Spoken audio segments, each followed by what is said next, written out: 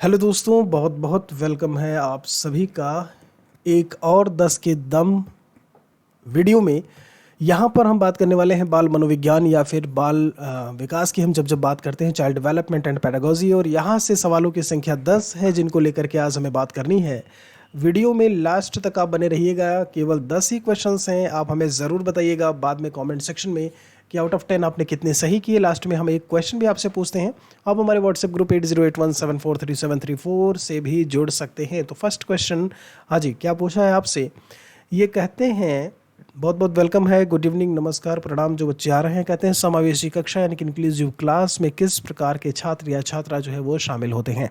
ये कहते हैं केवल सामान्य यानी कि नॉर्मल चाइल्ड जो होते हैं वो, सामान्य और विशिष्ट दोनों, नॉर्मल स्पेशल चाइल्ड दोनों, केवल विशिष्ट यानी कि ओनली स्पेशल चाइल्ड होते हैं उसमें, या फिर जिन्हें हम बहुभाषी, एक मल्टीलिंगुअल टाइप का बोलते हैं इसे हम, या प्रतिभाशाली जो कि गिफ्टेड चाइल्ड होते हैं। बहुत बढ़िया, आपके आंसर आने शुरू हो गए हैं। जब हम बात करते हैं एक समावेशी कक्षा को लेकर के, इंक्लूसिव एजुकेशन का भी कॉन्सेप्ट यही है समावेशी शिक्षा का, कि एक ही जगह पर हम सामान्य और विशिष्ट विद्यार्थियों को साथ में बैठा करके पढ़ाएं। ठीक है, तो जो करेक्ट आंसर आपका आएगा बिल्कुल सही है कि नॉर्मल और स्पेशल चाइल्ड दोनों ही साथ में होते हैं। एक और क्वेश्चन की तरफ चलते हैं, और आपसे जो इन्होंने पूछा है दूसरा सवाल, ये क्या कहते हैं, जरा गौर करिएगा। सेकंड क्वेश्चन में आपसे कहते हैं कि गणित संबंधी अधिगम अक्षमता यानी कि डिसेबिलिटी को कौन सा पद बताता है। अगर मैथमेटिकल डिसेबिलिटी है, कैलकुलेशन नहीं कर पा रहा है बच्चा, या कि इस प्रकार की जो भी समस्याएं हैं जोड़ घटाव गुणा भाग में, तो आप इसे क्या कहते हो?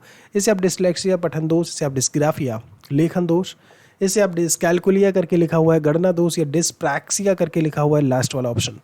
आपके आंसर आने शुरू हो गए हैं बहुत बेहतरीन तरीके से। आप सभी लोग उत्तर करते हुए, भाई शेयर कर दो आप तो लोग तुरंत आए, जिससे कि बाकी बच्चे भी जुड़ जाएं क्लास में। चलिए, तो जब हम इस सवाल को लेकर के बात करते हैं, तो जो गणितीय अक्षमता है वो आपकी डिसकैलकुलिया कहलाती है। क्या बोल देते हो आप उसे? डिसकैलकुलिया। इसे हम लोग गणितीय अक्षमता भी कह देते हैं। तो यहाँ से जो करेक्ट आंसर आएगा वो सी आएगा। लेखनी दोष डिस्ग्राफिया है। अगर पढ़ने में दिक्कत हो रही समस्या है बच्चे को, तो आप डिसलेक्सिया कह देते हो। यहाँ पर एक डिस्प्रैक्सिया करके लिखा हुआ है, ये होता है गतिक निर्योग्यता से रिलेट करता है। पेंसिल, पेन, ब्रश पकड़ने में अगर बच्चे को दिक्कत हो रही है तो आप उसे डिस्प्रैक्सिया के तहत रख देते हैं। एक और सवाल है भाई, तीसरे क्वेश्चन में आपसे क्या कहते हैं कि किसी भी नई भाषा को सीखने के लिए कहाँ से शुरुआत करना चाहिए। किसी भी बच्चे को लेकर के बात करो तो अगर वो किसी भी नई भाषा को सीखना चाह रहा है तो आप शुरुआत कहाँ से करेंगे? वाक्य के निर्माण से। जो भी आप कहे, एक वर्ड फॉर्मेशन को लेकर के बात करो, वाक्य है भाई आपका तो सेंटेंस फॉर्मेशन होगा। दूसरा है शब्दों के निर्माण से, यानी कि वर्ड के फॉर्मेशन से। तीसरे में इन्होंने दिया है कि अक्षर और शब्दों के मध्य साहचर्य। साहचर्य का मतलब होता है एसोसिएशन, मतलब भैया मेल मिलाप करके चलना है, साथ में लेकर के चलना जिसको आप कहते हो। और डी में इन्होंने बोला है कि इनमें से कोई नहीं। किसी भी नई भाषा को सीखने के लिए शुरुआत कहाँ से करनी चाहिए? तो बिल्कुल सही है आपका यहाँ पर जो आप लोग आंसर कर रहे हैं, वेरी गुड। आंसर आएगा सी, अक्षर और शब्दों के मध्य साहचर्य। आप केवल वाक्य निर्माण से ही नहीं पढ़ाना सिखा सकते। होता ये है, सबसे चूंकि आपकी छोटी इकाई अक्षर है, वर्ड है, तो आप शुरुआत तो वहीं से करोगे ना, शब्द, अक्षर या वर्ड से। वो और शब्द क्या होते हैं, दोनों के मध्य एसोसिएशन, साथ में लेकर के चलने से आप किसी भी बच्चे को एक नई भाषा सिखा सकते हैं। चलते हैं एक और सवाल की तरफ। जैसे अंग्रेजी भाषा आपको सीखनी है तो सबसे पहले आप क्या बताओगे अंग्रेजी भाषा में, कि आखिर अल्फ़ाबेट्स कितने होते हैं, ABCD और बाकी सारी चीज़ें, है ना। चलो जी, एक फोर्थ क्वेश्चन में आपसे इन्होंने क्या बोला कि समावेशीकरण यानी कि इंक्लूसिवनेस की सफलता हेतु इनमें से ज़रूरी क्या है। अभिभावकों की भागीदारी ना होना, अलगाव बोला है, अलग होना एक तरीके से, पार्टिसिपेशन ना होना अभिभावकों का, गार्जियन का पहले ऑप्शन में था, संवेदनशीलता यानी कि सेंसिटिविटी को लेकर के बात की है, और क्षमता निर्माण का अभाव। आप समझ रहे हैं, मतलब कैपेसिटी फॉर्मेशन या एफिशिएंसी फॉर्मेशन या लैक ऑफ एफिशिएंसी फॉर्मेशन आप बोल देते हो। तो जब हम बात करते हैं समावेशीकरण की सफलता के लिए ज़रूरी क्या है, आप एक समावेशी कक्षा को ही लेकर के बात करो। किस तरीके से आप सामान्य विद्यार्थियों को विशिष्ट विद्यार्थियों के साथ में बैठाएंगे, कैसे आप सारे बच्चों को एक ही स्कूल में एक जगह रख पाएंगे। तो ऐसे में संवेदनशील होना आपका बहुत ज़रूरी है, आपका सेंसिटिव होना बहुत ज़रूरी है।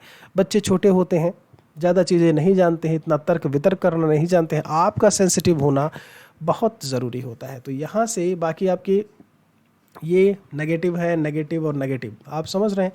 एक ही पॉजिटिव जो है टैग वर्ड या वर्ड हमें देखने को मिलता है और वो है हमारा संवेदनशीलता। एक पांचवा सवाल आपसे पूछा है कि इनमें से कौन सा इमोशन का तत्व नहीं है, which one is not an element of emotion. Emotion में कौन सा आपका शामिल नहीं होगा। एक दैहिक करके लिखा है, संज्ञानात्मक दैहिक जो आपके जीवन से, दैहिक जीवन से, डेली लाइफ से रिलेट करता हो। कॉग्निटिव व्यवहारात्मक बिहेवियरल, और संवेदी सेंसेशन सेंस से जो रिलेट करता हो, पांचवें सवाल में।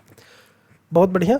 अभी यहाँ पर उत्तर भी आना शुरू हो गया है। तो दोस्त जब जब हम बात करते हैं यहाँ पे कि इनमें से कौन सा संवेग या इमोशन के तत्वों में शामिल नहीं होगा, बिल्कुल सही है संवेदी। नाक है, कान है आपका, है नहीं, आप क्या करते हो, आप संवेदनाएं होती हैं, आप सूंघ रहे होते हो नाक से, ऐसे में जो भी चीज़ें, तो संवेदी अंग इमोशंस से अलग हो जाते हैं। दुख, सुख, प्रेम, लालसा, है नहीं, दुलार, प्यार, जो भी चीज़ें हैं वो आपके इमोशंस में शामिल होती हैं। लेकिन सेंस ऑर्गन्स आपके अलग हैं, संवेदी चीज़ें आपकी अलग हो जाएंगी। करेक्ट आंसर डी आएगा। एक और क्वेश्चन भाई छठे में आपसे क्या पूछा है, ये कहते हैं कि इनमें से कौन सा थॉर्नडाइक के प्राथमिक नियमों में शामिल नहीं है।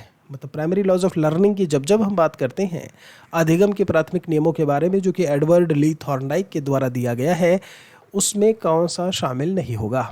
तो आपको मैं बता दूं कि जो प्राथमिक नियमों की संख्या है वो है 3, और जो द्वितीयक नियम या सेकेंडरी लॉज ऑफ लर्निंग, या जिसे हम अधिगम के गॉड नियम भी बोल देते हैं, उनकी संख्या 5 है। अभी इन्होंने पूछा प्राथमिक नियमों में कौन सा नहीं होगा। तो जब हम एक्सरसाइज को लेकर के बात करते हैं, लॉ ऑफ एक्सरसाइज, इफेक्ट को लेकर के, लॉ ऑफ रेडीनेस, ये सारे, ये तीनों के तीनों हमारे प्राथमिक नियमों में शामिल होंगे। जबकि एक जो चौथा दिया हुआ है साहचर्यात्मक स्थानांतरण का नियम, ये सेकेंडरी लॉज ऑफ लर्निंग में आता है, यानी कि अधिगम के गौड़ नियम में आता है। तो ये आपका किस में चला जाएगा, नहीं में चला जाएगा, मतलब आपके उत्तर में चला जाएगा। आपका करेक्ट आंसर यहाँ से डी होगा। एक 7वें क्वेश्चन की तरफ चलते हैं और आपसे क्या पूछा है इन्होंने, जरा गौर करिएगा। क्रिया प्रसूत अनुबंधन का दूसरा नाम, ऑपरेंट कंडीशनिंग करके बोलते हो आप ऐसे में। इन्होंने कहा कि क्रिया प्रसूत अनुबंधन सिद्धांत का दूसरा नाम क्या होगा। समीपस्थ अनुबंधन कहते हैं, आपसे प्राचीन अनुबंधन करके इन्होंने बोला, आपसे ये कहते हैं चिन्ह अनुबंधन, या फिर आपसे ये नैमित्तिक अनुबंधन करके बोल रहे हैं। आपको मैं बता दूं, जब जब क्रिया प्रसूत अनुबंधन सिद्धांत को लेकर के बात करते हैं, कहीं ना कहीं B.F. स्किनर महोदय का नाम जो है वो देखने को मिलता है। बरहस्ट फ्रेडरिक स्किनर करके आप इन्हें बोल देते हो। बिल्कुल सही है, आप में से काफ़ी बच्चे करेक्ट आंसर कर रहे हैं, बहुत बढ़िया। जो आ रहे हैं उनका भी बहुत बहुत स्वागत है, गुड इवनिंग। यहाँ पर ये सिद्धांत नैमित्तिक अनुबंधन सिद्धांत कहलाता है। तो आपका जो करेक्ट आंसर आएगा वो डी आएगा। दोस्तों अगला सवाल है, इनमें से सोशल वैल्यू कौन सा है। अगर हम सोशल वैल्यू को लेकर के बात करें तो आपसे कहते हैं आक्रामकता की ज़रूरत होना, क्या ये हमारे सोशल वैल्यूज़ में आएगा कि आप आक्रामक हो जाए, हिंसक हो जाए। दूसरा है प्राथमिक लक्ष्य, इसका क्या मतलब है। एक है सहायता परक व्यवहार, आप सोसाइटी में रहते हैं, 2 या 2 से अधिक लोग हैं, आपका समूह है, सोसाइटी बन रही है, तो आपके सहायता परक व्यवहार होना चाहिए, नहीं होना चाहिए। एक मूल प्रवृत्ति करके बोला है, जैसे बच्चे जो होते हैं, आप बात करो कि मूल प्रवृत्ति उनकी जैसे रोना, स्टार्टिंग से ही बच्चों में ये चीज़ देखने को मिल रही है, पैदा हुआ रो रहा है और बाकी सारी चीज़ें वहाँ से। तो जब जब हम एक सोसाइटी को लेकर के बात करते हैं, एक समाज को लेकर के बात करते हैं, तो प्रेम, व्यवहार की बात करो आप, ऐसे में आप सहायता की बात करो, आपका विचार कैसा है, आपकी अभिव्यक्ति कैसी है, ये सारी चीज़ें जो है वो सोशल वैल्यूज़ में ही शामिल होती हैं। करेक्ट आंसर सी आएगा। एक 9 नंबर जो 9th क्वेश्चन है आपसे इन्होंने क्या पूछा है, ज़रा गौर करिएगा। ये कहते हैं कि गिरोह अवस्था, एक कोई ग्रुप आपकी स्टेज है ऐसे में जहाँ पर गिरोह बनाने की चीज़ें बच्चों के बीच में देखने को मिलती हों, बच्चों के साथ में किस आयु वर्ग एवं विलंब विकास से रिलेट करती है। ये कहते हैं आयु वर्ग 3 से 6 होगा, विलंब विकास भाषा है क्या, या फिर 8 से 10 है सामाजिकरण है क्या, 16 से 19 वर्ष नैतिकता है क्या, या फिर 16 से 19 वर्ष संज्ञानात्मकता है क्या। नैतिकता, मोरालिटी और संज्ञानात्मकता को हम लोग कॉग्निटिव चीज़ों से रिलेट कर देते हैं, और सामाजिकरण सोशलाइजेशन होता है। वेरी गुड, बहुत बढ़िया से आंसर करते हुए भाई, फटाफट उत्तर दीजिए, मज़ा तभी आएगा।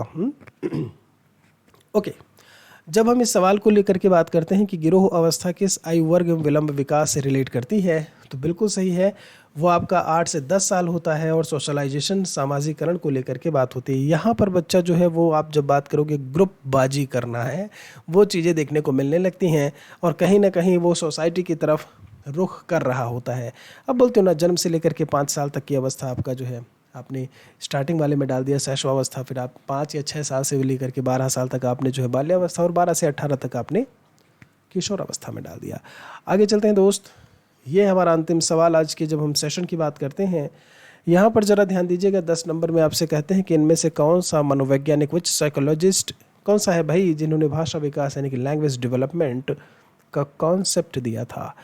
बिने, अल्फ्रेड बिनेट करके आप इन्हें बोल देते हो, नॉम चॉम्स्की, भाई आंसर आने आपके शुरू हो गए हैं। मैस्लो की हम जब बात करते हैं या पावलोव की बात करते हैं जी, तो जब हम बात करते हैं कि भाषा विकास से संबंधित इनमें से मनोवैज्ञानिक कौन सा है, तो बिल्कुल सही है, नॉम चॉम्स्की का नाम देखने को मिलता है जब हम भाषा विकास को लेकर के बात करेंगे। जी हाँ, आपसे आपके 10 सवाल यहाँ पर होते हैं। सवाल आज के लिए ये है कि जब हम सामाजिक सांस्कृतिक सिद्धांत की बात करते हैं, ध्यान दीजिएगा, जब भी हम सामाजिक सोशल कल्चरल थ्योरी ऑफ है जो भी है आपका सोसाइटी में सामाजिक सांस्कृतिक सिद्धांत, ये किसके द्वारा दिया गया है? ध्यान दीजिएगा, सामाजिक सांस्कृतिक सिद्धांत जो है वो किसके द्वारा बताया गया है? कमेंट सेक्शन में आप ज़रूर बताइएगा। कितने कुछ आपने सही किए हैं उसके बारे में भी आप ज़रूर लिखिएगा, और यहाँ पर कुछ अच्छा लगा हो तो बाकियों के साथ में भी इसे शेयर ज़रूर कर दीजिएगा। हम आपसे मिलते हैं एक और वीडियो में कल फिर से 10 के दम में कुछ और सवालों के साथ में। शुक्रिया आप सभी का, तब तक के लिए थैंक यू।